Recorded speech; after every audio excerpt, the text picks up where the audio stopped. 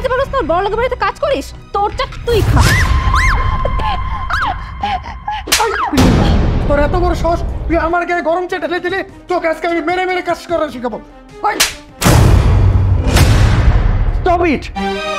আর একবারও গায়ে হাত তোলার চেষ্টা করবে না।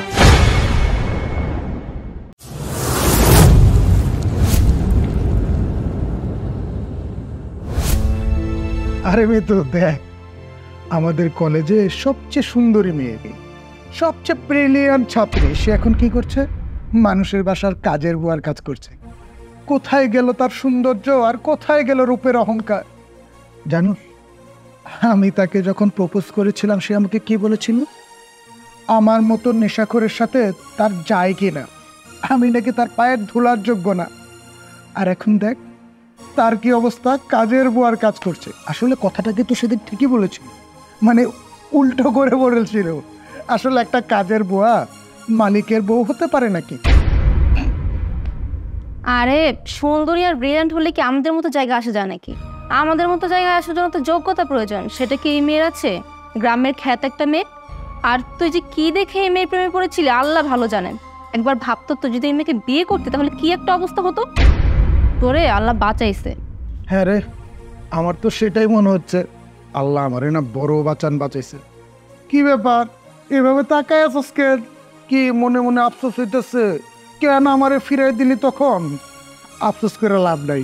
আসলে সত্যি কথাটা শোন, তোরে যে আমি প্রপোজ করছিলাম তোরে বিয়া করে সংসার করবো এই জন্য না, তোর সাথে টাইম পাস করার জন্য, বুঝলি?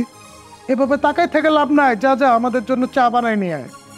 এই তুই বসে আছিস কেন? তোকে না বললো চা নিয়ে আসতে? যা তাড়াতাড়ি করে চা বানিয়ে নিয়ে আয়।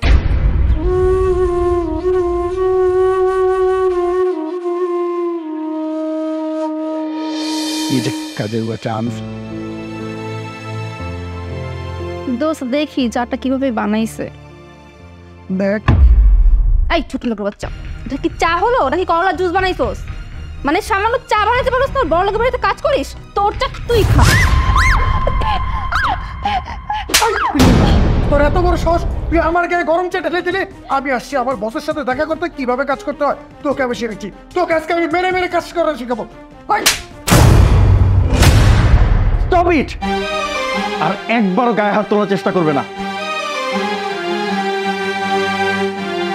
ছোট লোকের বাচ্চা, তোর এত বড় সাহস তুই অফিসের সামান্য একজন কর্মচারী হয়ে অফিসের বসের ওয়াইফের গায়ে হাত দিস?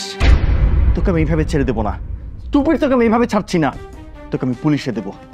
স্যার আপনি এটা কি বলছেন? এই কাজের বুয়াটা আপনার ওয়াইফ? এটা কিভাবে সম্ভব? ও তো গ্রামের একটা আনস্মার্ট মেয়ে। এই মেয়েটা আপনার ওয়াইফ হয় কিভাবে? ওয়াইফ মানে ওয়াইফ, সে আমার বিবাহিত স্ত্রী। আর আমার স্ত্রীকে তুই কাজের বউ বলেছিস? কংগ্রেল, তোকে আমি সহজে ছেড়ে দিচ্ছি না। এত সাহস তোকে কে দিয়েছে?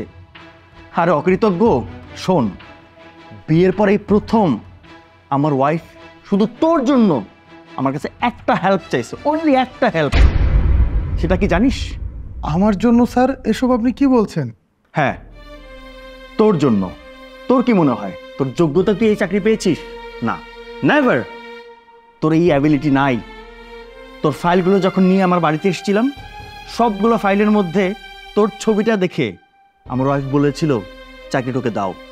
আর আমি আমার ওয়াইফের কথা রাখতে গিয়ে তোকে আমি এই জবটা দিয়েছি।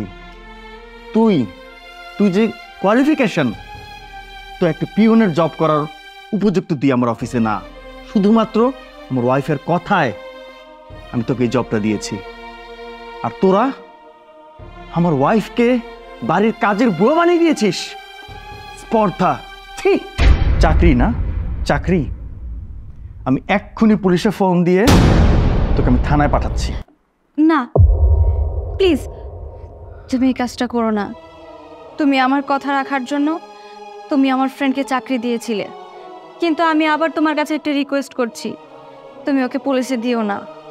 যতই হোক ও আমার বেস্ট ফ্রেন্ড, সেই ছোটোবেলা থেকে ওর সাথে আমার সম্পর্ক। আমি চাই না ওর সাথে আমার বন্ধুত্ব নষ্ট হোক। আমি জানি ও আমাকে অপমান করেছে, কিন্তু বিশ্বাস করো এতে আমার কোনো কষ্ট হয়নি, কারণ আমি ওকে ভালোবাসি আমার নিজের বন্ধু হিসেবে। কিন্তু ও আমাকে অপমান করার পরেও আমার এতটা কষ্ট কেন লাগেনি জানো? কারণ ওর ফ্যামিলি সম্পর্কে আমি জানি। ওর এই চাকরিটা যদি চলে যায় তাহলে ওর অনেক কষ্ট হবে, ওর ফ্যামিলিও চালাতে পারবে না। আর সেজন্যই আমি তোমার কাছে রিকোয়েস্ট করেছিলাম, এই চাকরিটা যদি ও করতে পারে তাহলে ওর জন্য অনেক উপকার হবে। আর তুমি যদি এখন ওকে পুলিশে দিয়ে দাও, ওর ফ্যামিলিটাকে কে দেখবে বলো তো? আমি চাই না তুমি এই কাজটা করো। দেখ, তুই আমার সাথে যাই করিস না কেন আমি কিচ্ছু মনে করিনি।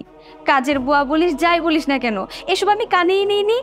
কারণ তুই তো আমার বন্ধু, আমি সব সময় তোকে আমার বন্ধু জানি, আর সারা জীবন বন্ধু জানবো। তুই আমাকে কি ভাবিস না ভাবিস সেটা তোর ব্যাপার। তবে হ্যাঁ, তুই এইটুকু নিশ্চিন্তে থাক, তোকে আমার হাজবেন্ড পুলিশে দিবে না। আসলে ও আমাকে অনেক ভালোবাসে, তো আমার অপমানটাও সহ্য করতে পারেনি।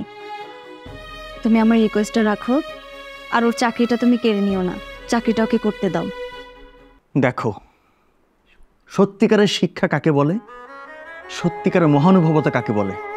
ঠিক আছে, আমি আমার ওয়াইফের কথায় তোদেরকে চাকরিচ্যুত করলাম না, কিন্তু আমি যেন আর কখনো অফিসের বাইরে আমার বাসার আশপাশে তোদেরকে কখনো না দেখি। Never ever, just go. Mahir, তুই আসলে অনেক ভালো মনের মানুষ। আজকে তোর জন্য আমার চাকরিটা বেঁচে গেল।